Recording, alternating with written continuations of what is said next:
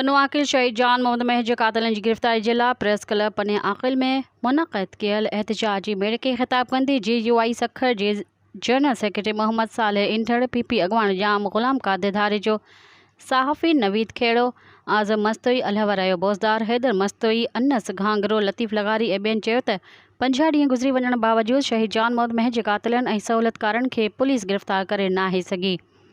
सिंध सरकार तरफ़ां कयल समूरा ऐलान अधूरा रहिजी विया आहिनि। न JIT कमु शुरू कयो आहे ऐं न ई CTT खे सौंपियल जांच में का अॻु भराई थी आहे। वेतर CTT जे DSP अब्दुल कुद्दूस कलवड़ खे बि हटायो वियो आहे, जंहिंमां इहो वाज़े नमूने सम्झी सघिजे थो त शहीद जान मोहम्मद महर जे क़त्ल पुठियां इंतिहाई बाअसर माण्हुनि जो हथु आहे, जेके हर क़ीमत ते कातिलनि खे सज़ा खां बचाए रहिया आहिनि। इन मौक़े ते करारदादूं पास करे हुकूमत खां घुर कई वई त शहीद जान मोहम्मद महर जे क़त्ल में नामज़द सभिनी जवाबदारनि ऐं सहूलियतकारनि खे गिरफ़्तार कयो वञे। सिंध में सहाफ़ियुनि मथां थींदड़ तशद्दुद ऐं कातिलाना हमला बंदि कराए वञनि ऐं अहिड़नि वाक़िअनि में मुलविस जवाबदारनि खे गिरफ़्तार करे सज़ाऊं ॾिनियूं वञनि।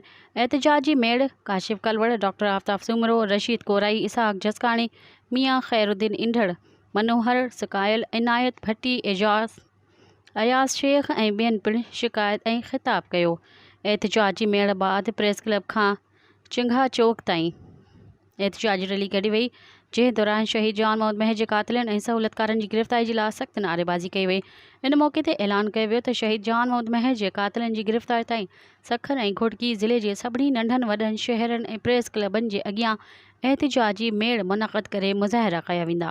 मज़ीद ख़बरनि ऐं तफ़सीलात लाइ विज़िट कयो असांजी वेबसाइट www.awamiNewsHD.com ऐं ॾिसंदा रहो अवामी न्यूज़ HD।